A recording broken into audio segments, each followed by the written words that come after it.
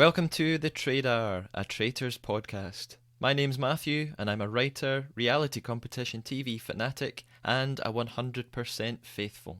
Promise. The Traidar is a deep dive into each episode of the betrayal-ridden, backstabbing TV show The Traitors, beginning with the most recent US version of the show, streaming now on Peacock and BBC. I had a brilliant chat with today's guest, and this will be the longest episode of the podcast so far, so let's get right into an update on all the latest Traitor updates and TT news.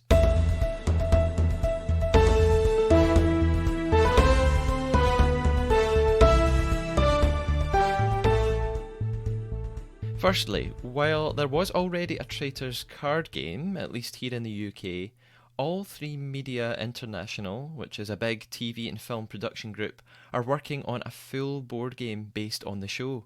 Jane Sharp, the Vice President of Commercial Licensing at All3 Media, said, "The Traitors has continued to prove its impressive fan base in the UK, ranking as one of BBC's top-rated shows of last year. We have every confidence that this board game will be a sell-out success as soon as it hits shelves later this year, and are so excited to see both the Traitors' dedicated fan base and those new to the game experience the tension, paranoia and adrenaline of the game show in their own homes." Although it's being produced in the UK, thanks to the wonders of eBay and other internet companies, I'm sure you will be able to get your hands on a copy all over the place. Now, for some international news, the Traitors Australia posted a video to social media of host Roger Corser, who I am slightly in love with, inviting applications for Season 2 Down Under.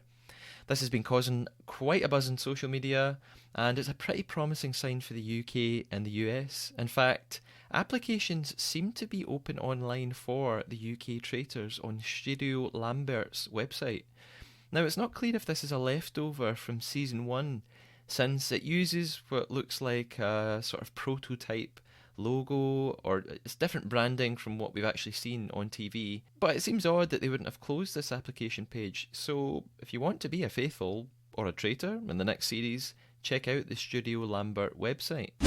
A final UK nugget of news: several contestants from the UK version of The Traitors, including Ivan and Maddie, took part in an online Traitors-like game called Among Us, which a lot of you will know, via the streaming platform Twitch.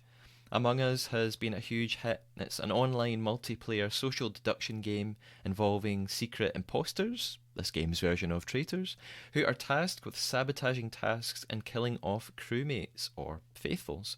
The platform Twitch, which is primarily a gaming site, has a huge user base, so it's quite likely we'll see more events like this with Traitors contestants taking part in online games. I would check it out, and you can always play Among Us with a group of friends if you like this idea.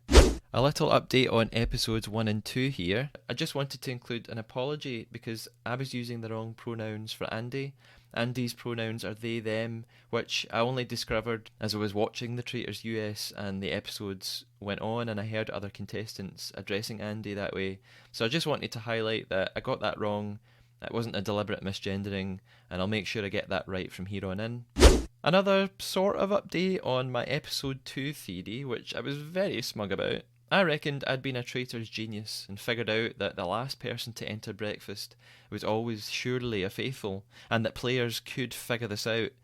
Now, I am correct about that, but I was definitely not the only person to spot this.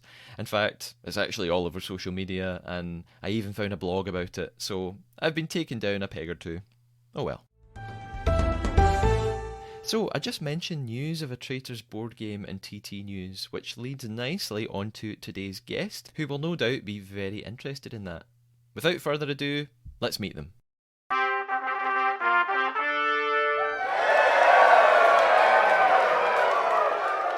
My guest this episode on The Traidar is Andy Rutherford. Andy is a board games expert, occasional podcaster, and now a hardcore Traitors fan. When he's not rolling D20s, he works in insurance and is studying creative writing at uni. Andy, welcome to The Traidar. How are you doing? I'm very well, thank you. Thank you so much for having me on. I'm so excited about doing this. Oh, very excited to have you here to talk about episode 3. Now, Andy, I wanted to ask you a bit about creative writing. I'm a writer as well. I think that people who are writers or who are creatively minded do tend to like board games and mysteries and games like The Traitor. Yeah. Why do you think that is? I think for me, it's very much. I'm quite creative myself. So when I'm playing a board game, I almost see myself in that setting. So if I'm playing, like, there's a board game called Nemesis, which is an offshoot. It's a sort of like a rip-off of Alien. It's fantastic. And I actually feel like I'm there, and I can imagine the smoke sort of coming up the pipes and things.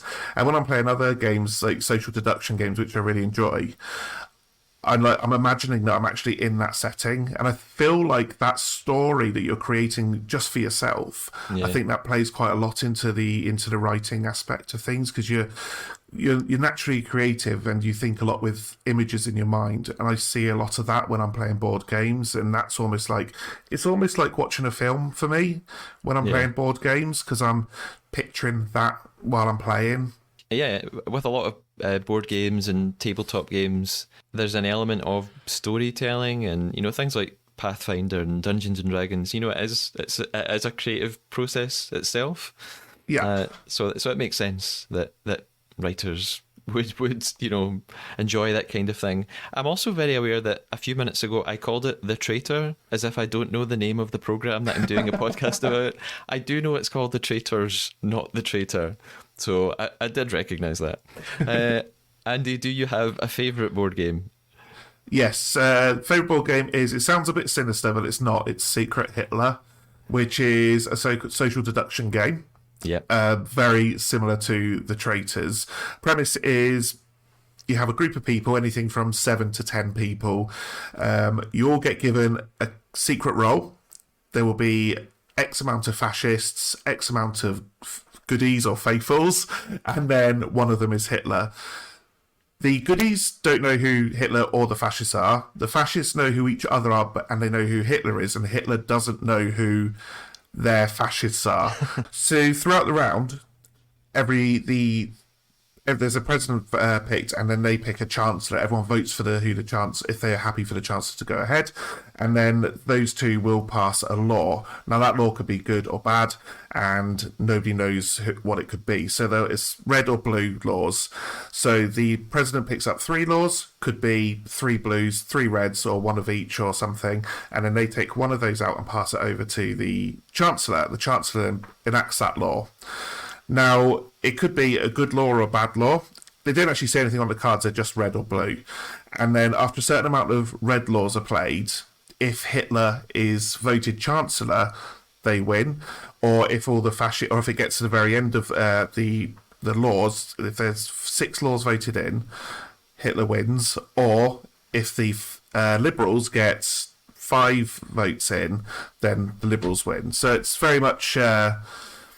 there's a lot of shouting at each other. It is very, very similar to The Traitors. But I think what's more interesting is that there's a main traitor, so to speak, and they don't know who their people are. Yeah. And it's like there's ways of sort of trying to sort of get that. But it's really fun at the end when, like, Hitler goes, "It was me. Who are my fascists?" And that was really funny. He was like, "Oh, was it you?" It's a fantastic game. It's brilliant. It's a favourite amongst myself and my family and things, because it's a great party game. Yeah, it sounds. I've heard other people mention it as well, and I haven't played it, so it sounds like I would really enjoy it. Maybe they should use that in schools, like in history, to teach them a few things. Yeah. There are a couple of board games I like that also involve lying and bluffing and making things up to trick other people.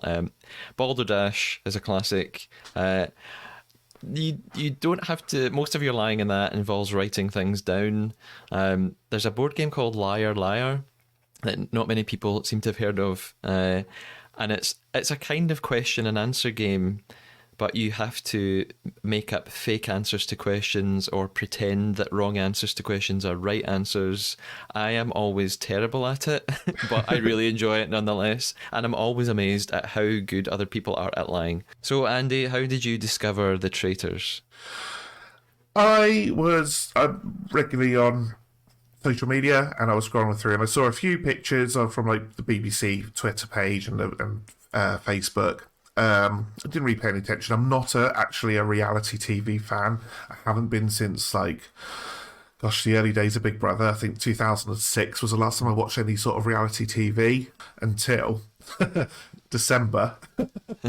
I was about to watch it on TV, and then they had like a flashcard for the Traitors. It wasn't like a full advert. It was literally Claudia Winkleman like on the steps of the castle with like some hooded people behind it. It said the Traitors. I was like, oh, might be interesting. I think it was a Tuesday night. Never anything on a Tuesday. I thought I might watch that. So I went back in an hour later, and it was the bit where they're all turning up at the train station. I was like, oh, okay, yeah, I'll just keep this on in the background. And I think BBC was so clever with how they played it by releasing the first 3 episodes on iPlayer. Yeah. Because I think based on that first episode, I might not have tuned into the next one. I probably would have done, but I might have forgotten about it. However, they were like, the next 2 episodes are on iPlayer. And I looked to my wife and I went, shall we watch them? And then by the end of episode 3, that was it. I was blown away by how much I enjoyed it. And am I right in thinking you've watched the entire US season in one day? Yes, that's right. Yeah, it was. Yeah, I watched one episode the night before, and then from 2 onwards. I mean, in the space of 24 hours, yes, we watched it all one day. Consumed no regrets. It all. Yeah. Now, if you were in the Traitors, Andy, do you think you would be better as a faithful or a traitor? It's one you think about, isn't it? And I think at first you think, I'll be a good traitor. But after watching 2 series of it, I'm not so sure. Andy, I'm asking every guest on the podcast this. What is your biggest betrayal? Either your biggest, best, worst, or funniest lie that you ever told? So, it's one that ultimately had a nice ending, but it's one I've not ever told. I've told my wife and like a few other select people, but the people involved don't actually know about this. They said it's not bad, but there used to be a lad who was at my school, and he was quite badly bullied, and I was always bullied myself, and I wasn't friends with him at all, but he always used to get bullied all the time. I felt sorry for him. Anyway, one day during cookery class, at the end of the lesson, he jumped up and banged his head on, the triangular metal things that stop the door from closing, slamming shut. He banged his head on there and cut his head open quite badly. He had blood pouring down his face. It was really bad. He had to get whisked away in an ambulance. And that was the last anyone saw of him for a couple of weeks. Skip forward to a couple of weeks later, and I was in a room with a load of friends, chatting away, and someone was talking about him. And they were like, oh, and they called him like a name that they all called him, which I won't say here because it's not very nice. And I went, you do know he died, don't you? Oh, no. And they're like, what? And I was like, yeah, he died. Because I just felt so annoyed that they were like calling him names and stuff. I just want them to feel bad. So, but bear in mind, I was like 14 years old, by the way. I wouldn't do this now. But I didn't like it. It was like, I don't like that sort of people being talked about behind their back. So I was like, right, I'll make you feel bad.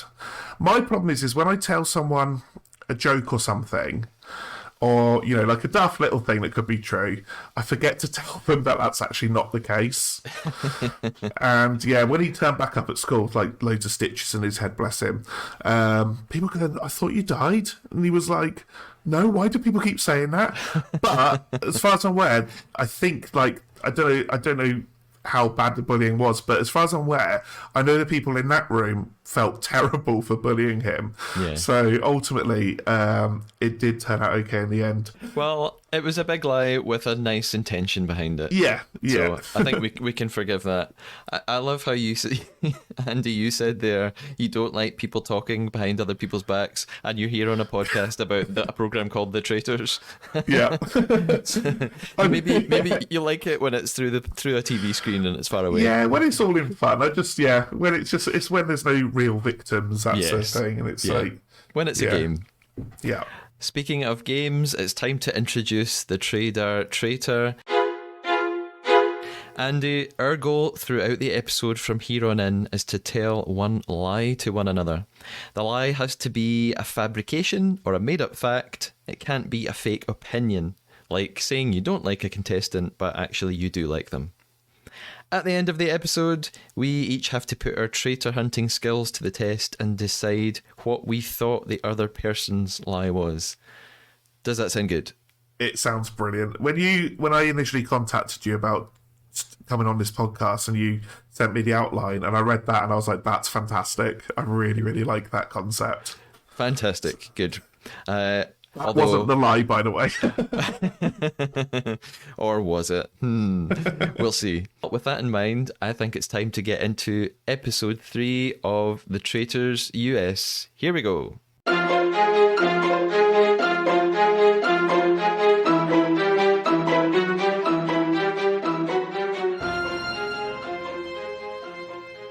So, episode 2 ended with Brandy as the only name up for discussion amongst the traitors. However, episode 3 begins, and Cirie is now suggesting that actually killing off Brandy would not be a good idea because she thinks it would set off Kate's suspicions, because Brandy and Kate get on really well.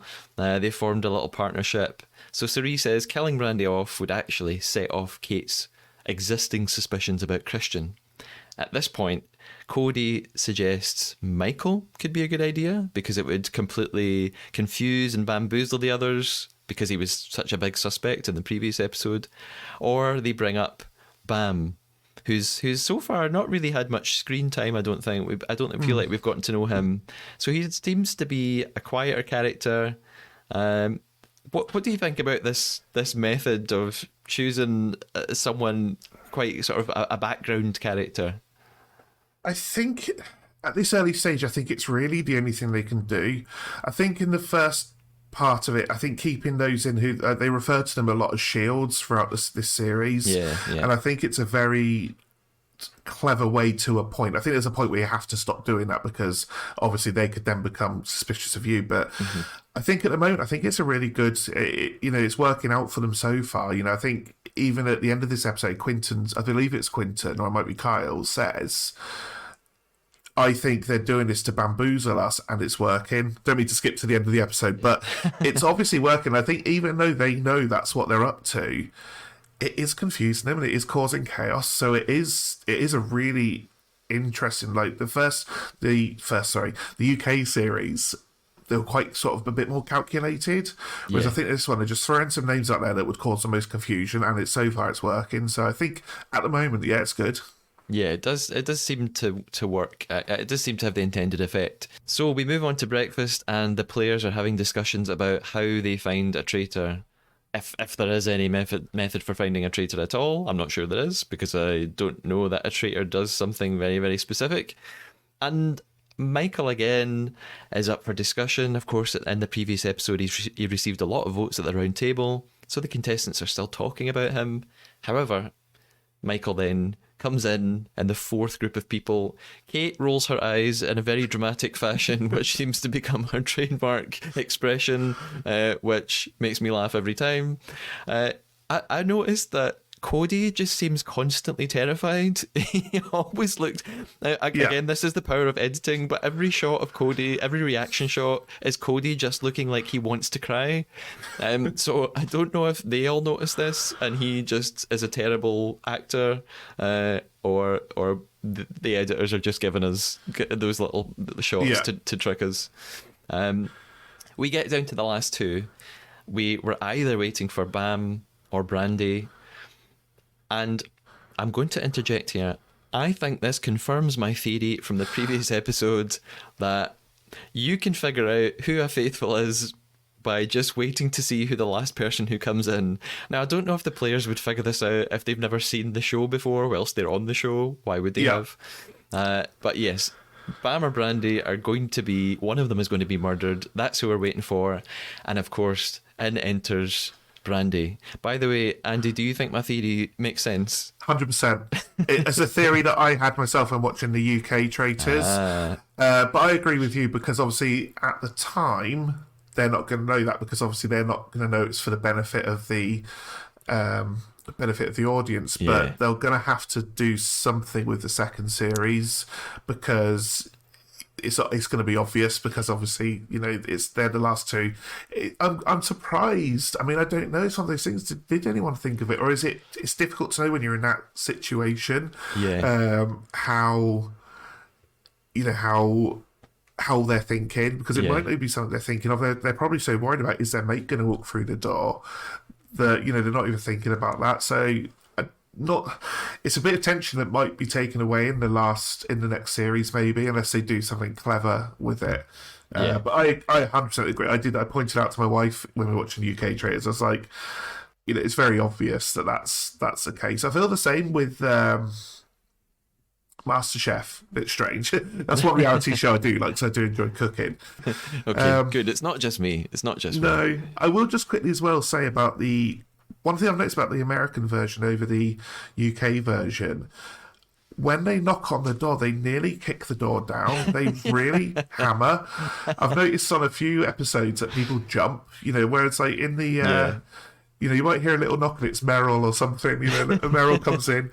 But on, or even Maddie or something, but on this one, it's like bang, bang, bang. I don't know if it's an American thing, but Ryan usually comes bounding in. Yeah, I've absolutely noticed that as well. And actually, speaking of Ryan, he later on in this episode, he's the most upbeat contestant I've ever seen. It's fantastic. So finally, Brandy enters at breakfast and we realise that Bam has been picked off by the traitors. We then flash back to their discussion the previous night and they agree on Bam because of what we discussed already. They think that it will confuse the others and that Brandy was too obvious a choice. They have a little section of Christian being interviewed here and he's really upset. He's crying because he was close to Bam and he feels absolutely terrible. It's tough to see the extremes that they're going to play the game, but I guess you don't have a choice. If you want to win, this is the kind of thing you have to do. It's quite good to see. I say good to see, but like one thing I have loved about both series of Traitors that I've seen is how much there was a lot of people complaining about it. But for me personally, because obviously men and mental health and everything, men aren't sensitive enough. I think it is quite nice to see men like being upset that their friends are going, or upset that someone's, talking to them in a certain way. And I feel like they're fully valid in their emotions. And I find that quite refreshing to see I was going to say 2022. I suppose it was 2022. It's really refreshing to see men wear their hearts on their sleeves and not be afraid, and not even be afraid about who they're doing that in front of. I will also say as well, I don't know if you know this, but on the part where Siri is writing the name on the order, the death note or whatever. It's her hand that's actually used in the UK promo shots. So when you actually watch it, I believe in this episode, it's when she's writing that down. That's actually the point that they use for UK. I believe that one was actually filmed before the UK version. Yeah. I thought that was really a little nerd thing I noticed there. That's very cool. Yeah, I didn't know that. So, I suppose it's a bit of a shame that we don't get to know some of the players at all. Characters who are, well, not characters, they are real people. People who are picked off really early on, like Bam and Reza. We don't really get much of a sense of them. It's a shame for them to go so early, but I guess that's just the nature of the game and there's no way around that. Unless... This is not a spoiler, unless they come back for some reason later on. I guess they could do that. Yeah, I quite liked Reza. I really liked the way he was, taking the first task by both horns. He was. I didn't understand why, because him and Michael did have a bit of a coming together. It wasn't a huge argument, but I could see why. What was she called? Geraldine. I couldn't remember because of how her name was spelt in so many million different ways. Geraldine, she was right. There was a bit of friction there, so that's why I felt sorry for her, because I was like, there was a bit of friction. Maybe in the heat of something, you might not realise that there's friction, but yeah, I would have liked to have seen more from him because he did seem like he would have been a good contestant. Yeah, definitely. But I guess it just shows sometimes if you stand out too much in the game, you Yeah. put a target on your back. So after breakfast, we see different groups discussing things around the house, and Kate brings some suspicions on herself because she very loudly predicted that Bam wouldn't arrive for breakfast, and then he didn't. I don't know why she would do that if she was a traitor, but it makes some of the others question her. Kate is still out for Michael at this point. She is convinced he's a traitor, and has no fear in telling everybody this, especially since he was gunning for Geraldine so hard, and then, of course, Geraldine was a faithful, and off she went. So, Kate's not forgetting this. She will not let it go. Of course, we then cut to Christian being interviewed, and he says, this is great. He's loving it. He loves when someone else is the target. Again, it's this idea of a shield. For the traitors, that's what they need. They need someone else to be picked up on and for everybody to be suspicious about them. However, after Christian being very excited about this, Kate very swiftly turns on him saying, you're next. So actually, she's wrong about Michael, but she might have something right about Christian, which is a little bit of a surprise for him. After this, we move on to our mission for this episode. It's the bell ringing mission. And we see this strange, like, groundskeeper Willie character. We've got groundskeeper Fergus, who does it. And I'm right in thinking he was not in the UK series. There was not this weird extra like sidekick for the host. No, so groundskeeper Fergus is here. In the church, hanging about, doing stuff for Alan. Apparently he's not even an actor, he was just a cameraman that they thought looked quite Scottish because he's got a beard and ginger hair, so they just kind of like asked him, I guess they needed someone to help do the tasks. It was a very strange, I don't know why he wasn't included in the UK version. I don't know if they just felt it didn't work. I did think it was very American sort of humour to have him in. I don't think that's having that pretend character. I don't know, so he had like the Crystal Maze, and that was very similar to sort of that idea of real characters living in like a place. I don't know, but for funny. Me, I could take him or leave him. That's funny you mentioned the Crystal Maze. I was going to bring this up in another episode, but I wrote down that exact thing. That it really reminded me. Oh, Alan coming reminds me a little bit of Richard O'Brien. Anyone who's not in the UK will have no idea what I'm talking about. But there was a game show in the 90s, The Crystal Maze, hosted by Richard O'Brien for most of it. And there was this character, he would run around with a group of people competing challenges and missions. And there was this actress playing Mumsy, and it would be this character that he would talk to. And yeah, in one of the episodes, Fergus suddenly reminded me of Mumsy from the Crystal Maze. I totally could see that. So in our bell ringing mission, Alan tells the players to split into ears and music makers. And at this point, Kyle seems to take charge, which is probably needed. They need someone to help sort them out. But again, as soon as anyone does anything like this, like elects themselves as a kind of leader, my instinct is you're drawing attention to yourself and maybe you shouldn't do that. Andy, do you think would you be better as an ear listening to the music, or would you be better as one of the bell ringers? It's difficult to say because it's really difficult. Because the thing is, it's like when I was younger, I used to sing in the choir at church, and I got kicked out quite quickly for being completely tone deaf. So I don't know. I feel like I'd be better ringing the bell because you're just following instructions. I wouldn't have guessed. I probably would have got Old Lang Syne. Kyle also says at this point that all of Scotland is musty and cold, and Kyle, you're not wrong. What do you think of this task in general? Do we like this mission? I'll be honest, there was a lot of parts where people said they didn't like the missions in the UK version. As someone who's seen obviously both all the way through, I actually found the US versions to be more fun to watch. I found them more entertaining. I felt like, it was just more fun, so I much more enjoyed it. I will say I loved the bit where Ciri gets the owl and then runs past Alan. And then she goes, is it this one? Is it this one? It's like, yes, go give it to him. Go give it to him. And I thought that really made me laugh because she just ran past him. It's like, you've got the right answer. Yeah. Another part that made me laugh was Brandy's complete misunderstanding of the task. There was a point when they're listening to the music and someone else figures out the song and she immediately yells, "What's the figurine? What's the figurine?" As if they knew the figurine just from listening to the music. I think she missed out the part where you have to find the music box. Yeah. So someone else was like shouting instructions at her. Yeah. That really made me laugh as well. I found that one because they did so much better than the UK contestants for that one. You didn't even because obviously Claudia helped them on that one. She was like, might want to go and get.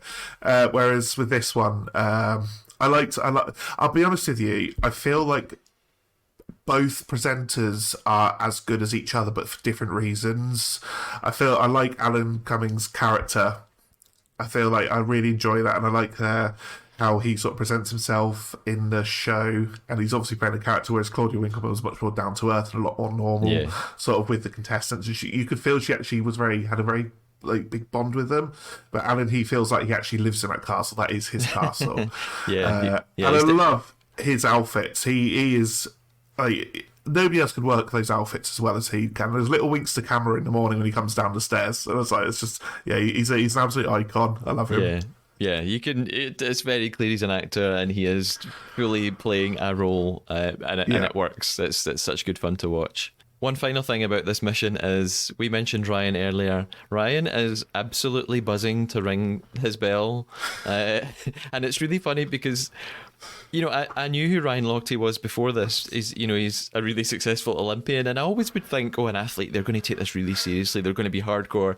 He's like a kid. Like, he's just having so much fun at the simplest things in this game. It really made me laugh.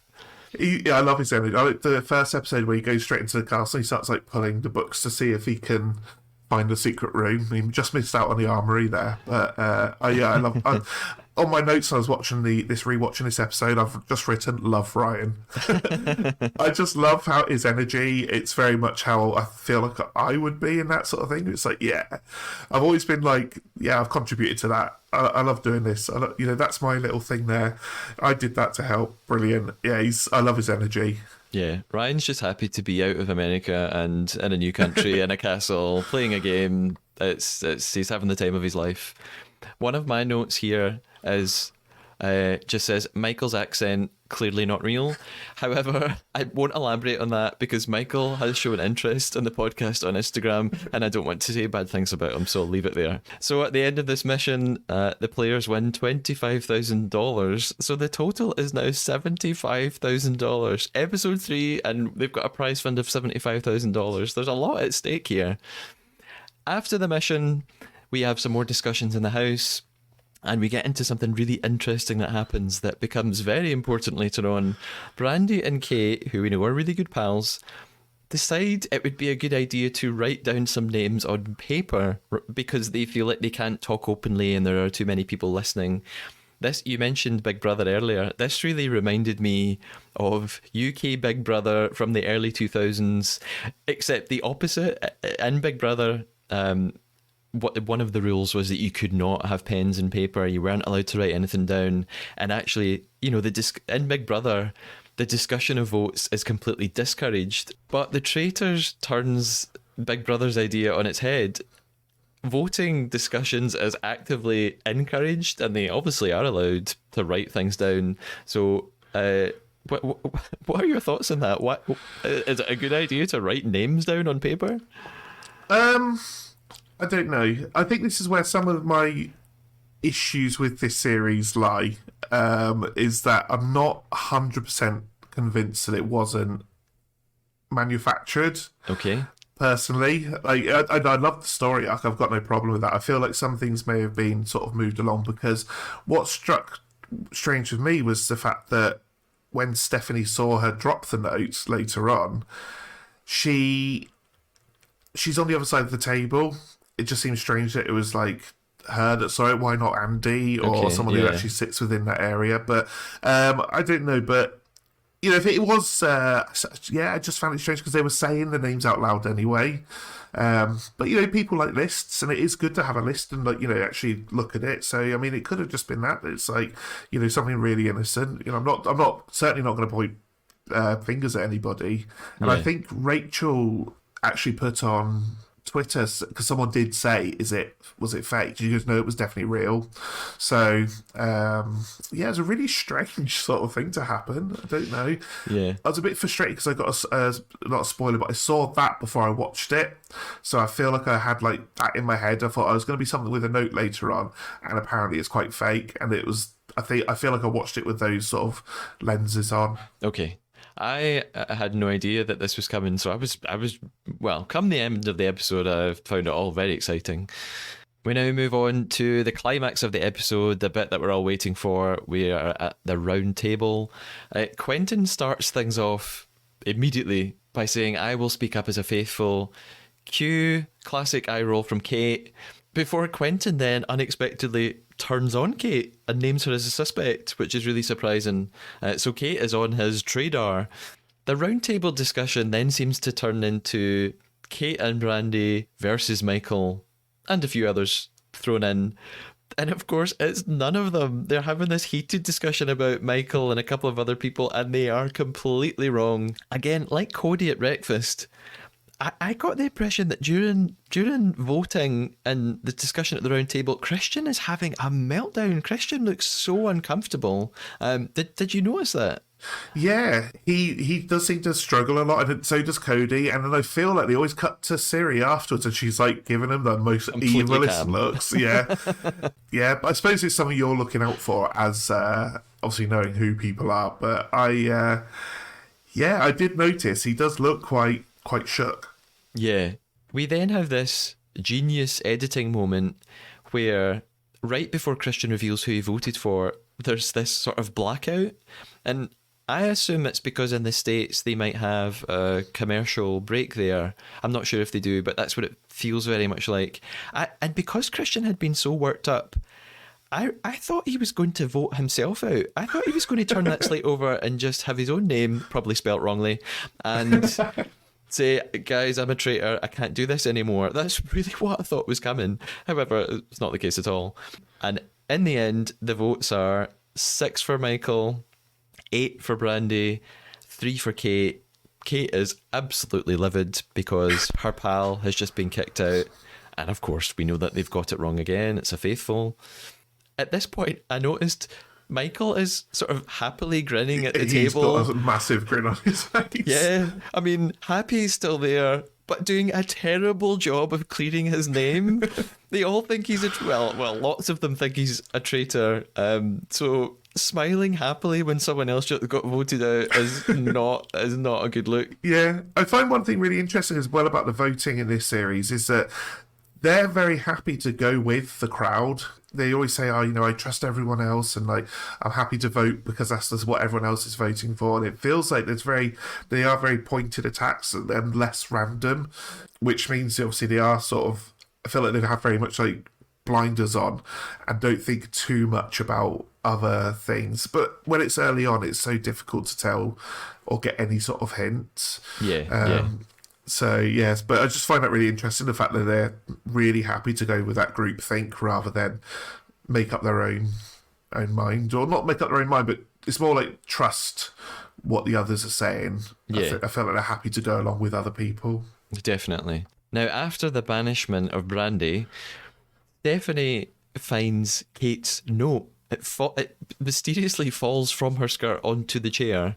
And of course, it's it's amped up. It's the camera zooms in on it. It's this really dramatic. Well, it was dramatic for me. It worked. I was on the edge of my seat. So Stephanie finds this note that Kate had been writing earlier with Brandy when they were talking about names, and immediately tells Siri the best person for her to tell, the worst person that she could have told.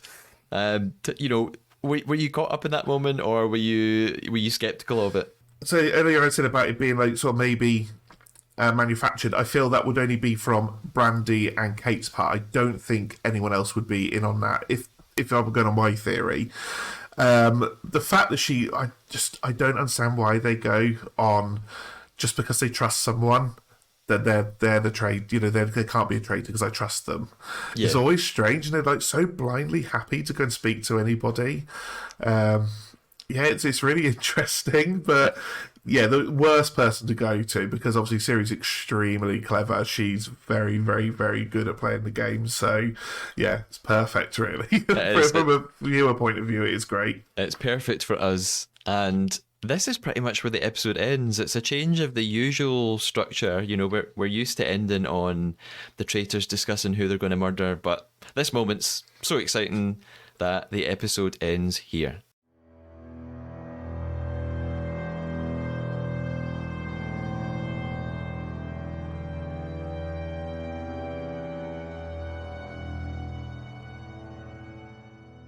So, overall, Andy, what are your thoughts on episode 3? I really enjoyed it. This is the one that hooked me in, I think, for me to go, actually, yeah, I'm really enjoying this. I feel like that's when they've all sort of settled in a bit more now. They know what the process is, and it's... I feel like watching it back the second time, I actually was able to sort of look at Kate and Brandy in a different light and actually sort of look at how they interacted with each other, and that was quite interesting. Actually, do you know what? That you could tell they're friends, and you could actually tell that Kate was actually upset that Brandy left. Yeah, I loved Brandy's exit. That was idiots. I do find it interesting how they do talk a bit after they get voted. They do sort of stand there and they sort of say more things, and I'm like, that's really interesting how they do that in this version. But yeah, no, I thought it was a good episode. I really enjoyed like the mission. I didn't feel like I wanted to fast forward through it, even the second time of watching. I really enjoyed it. Yeah. I really enjoyed this episode. We've talked a little bit about it, but overall, our 3 traitors are Ciri, Christian, and Cody. How do you think they're doing? Well, I think they're doing really well at the moment. I don't think it's... I'm obviously trying to think about what my thoughts were when I first saw it around, because it's difficult to, as I said, I don't want to sort of give anything away. But I do think that they are playing the game very well at the moment. There's a few things being sort of bandied about in terms of people saying it, but I feel like at the moment they've got no basis on why they're having the fingers pointed on them. It's just people going, I think it's you. I think it's you. So, yeah, I think at the moment they're doing very well. You know, they're playing the games, the missions really well. Like Ciri was running all over the place on that mission. So yeah, I feel like they are handling themselves very well. It's interesting to see how tactics can change over time. Now, before we move on to our Traidar Traitor reveal, Andy, you've got a couple of things to tell us about? A couple of things. Just wanted to mention what I'm doing. As I said earlier on, I'm very, very creative. So before COVID, my wife and I had a little business where we made like arts and crafts, very nerdy stuff. It's called What's in the Box Arts. Name obviously comes from the film Seven, when obviously Brad Pitt shouting like "What's in the box" at the end. We're only on Facebook at the moment because just as things were getting going, it all went, obviously COVID hit, and we only managed to get to a couple of like conventions. But yeah, it'd be great if anyone does go to conventions, keep an eye on that page, because generally it'll be in the northeast of England, where we live, but hopefully if things get going a bit more, we'll be able to branch out a bit and like buy our nerdy stuff, because we do like wood arts, we do birthday cards, 3D printed stuff. I've done some commissions of like painted like a predator bust for someone, and it's all 3D printed, and it's all hand painted by myself and my wife. Yeah, I saw the predator bust on the Facebook page as well. It looked amazing, and that the pumpkin was so cool. I mean, there's lots of people posting pictures of pumpkins at Halloween time, but this was sort of next level, had extra stuff in it, like parts of it painted. It was really, really amazing. Thank you.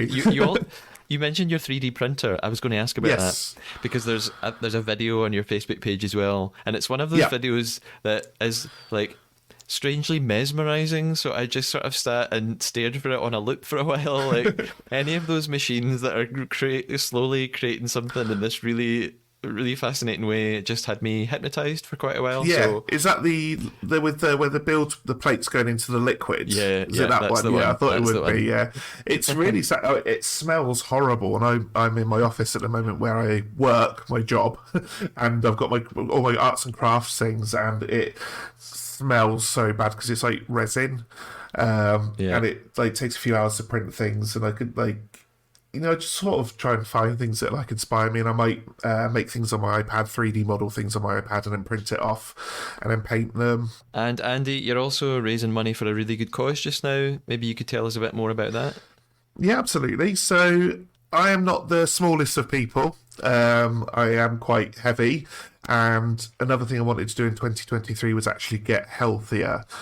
I'm not a heavy drinker at all. I'll be lying if I said it wasn't a big contributing factor to my weight, because I'm a big ale drinker. So, as part of getting healthier for 2023, I thought first step is to quit drinking. But you want to be like, you want something to be held accountable for. So I thought the best thing to do is actually raise money for charity. And that way, it's something to keep me going and making sure that, I am doing a good thing for it, raising a bit of money along the way. One thing I've noticed locally to me recently is the increase of homeless people, especially young homeless people. It's quite surprising how before, when I'd walk around where I live, there was one that would be around and that was it. And then since COVID, and the more I walk around, you will see 4 or 5, and there's some very... It's shocking how young some of these people are. Yeah. So I'm raising the money for it. It is a local charity, but I would really love it if people could take a look and donate, just to hopefully get me healthier. It's the Cotham House Project based in Redcar, which is where I live. And basically what they do is they provide emergency housing for people, but they also help people with like interview techniques and just things that you're not taught in schools, how to fill out housing forms, how to get certain benefits and things like that. And it focuses on younger people. Because I feel like obviously if you tackle the cause at the root of it, when you're younger, it will give them the tools to move forward. Yeah. And I feel like it's horrible. And I don't carry cash around these days because not many people do. And I feel bad because I can't give people a couple of pounds here and there. So I thought, well, this is the next best thing. So my target's £500. Even if you'd like £1 or something, or even just like a nice little message, just give me a bit of support to not drink. That's fantastic, Andy, and it's really lovely that on one hand you're doing something for yourself, but then you've used that as an opportunity to give something back to other people. So I think that's really, really generous of you. And I'll put links to What's in the Box Arts and Andy's Just Giving page in the notes for the episode. Now, there's only one thing left for us to do, Andy, and that is to finish off the Traidar Traitor. Now, throughout the episode, I think we've lied to one another. I certainly lied to you. Did you lie to me? I did, yeah. Okay. I don't know who should go first. What do you think? I'll be honest, I'm trying to wrap my brain, and I really can't. Was your lie traitor related? Oh, I don't know. Did I give clues about? Okay, I don't know. It's difficult to say because there was something you said and I can't remember it now. Okay, what it was. There was something you said that. I'll guess your lie and then I'll come back to you. Okay. My lie was traitor related. Yes, it wasn't about me. Was your lie that they used a shot of Ciri's hand in the UK version of the show? No. What? No. No, as soon as you said it, I thought, no, that's not real. No, that's true. I believe it's true.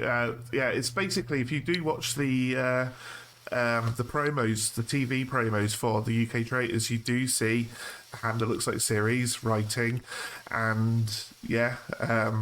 Right, yeah, I'm terrible at this true. game. As soon as you said that, I wrote down Ciri's hand. Like, I thought, oh, that's a lie. That's not, that can't be real. So, right, I'll ask you to reveal your lie afterwards. Okay. Any thoughts about what I lied to you about? No, I know what it is. It's on the tip of my tongue because I remember you did say something. I was like, that sounds like it could be, but yeah. I'll tell you my lie. And then I'll trust you and you can tell me if that's what you thought it was. Okay. My lie was that groundskeeper Fergus was a cameraman that they just picked because he looked Scottish. Do you know what? You started saying that and I was like, yeah, I did think that was true. And then, no, I didn't. I don't think I actually caught that. I was like, yeah, that Yay. was it. And then I was like, actually, I don't think it is. No, I didn't think it was that at all. I actually believe that was very, very feasible. Okay. I feel victorious. I feel like I got one over there. What was your why? I've never been in a church choir. I am tone deaf. That bit's right, and I did do singing in when I did performing arts at college and stuff. So I have done that, just never in church. So this Harvest Festival counts with the school. Yeah, right. That completely passed me by. Yeah. I accepted that wholeheartedly. Didn't question it for a moment because it was so relevant. It was so relevant to the mission. I thought, oh, okay, yes, he's remembered something. Difficult because before we started recording, they said one of the things about the lies is how is it going to fit naturally into the conversation. I thought, all right, and then as I said, I thought, right, I'm going to just do it now. I was going to say about the bells thing and just sort of go with it. Well, obviously, your playing of board games and Secret Hitler has paid off, and you've become very deceptive and very good at it. Well, thank you so much, Andy, for joining me on this episode of The Traidar. It's been great to talk to you. Thank you so much for letting me come on. Yeah, it was good. I just love talking about it. I don't care who it's to, but I have enjoyed it luckily, so that's really appreciate it. I'm glad you enjoyed it. It was a great discussion, and we'll talk soon. Bye-bye. Thank you so much for listening to today's episode of The Traidar. You can get in touch on Instagram at thetraidarpodcast or Twitter at thetraidarpod, or you could email at thetraidarpodcast@gmail.com. I have some more great guests lined up for future episodes, but if you'd like to come on and have a chat with me about the Traitors US, or if you know someone else who would, particularly if you have a project or social media account to promote, I'd love to hear from you. In the meantime, episode 4 is on its way shortly. Stay faithful.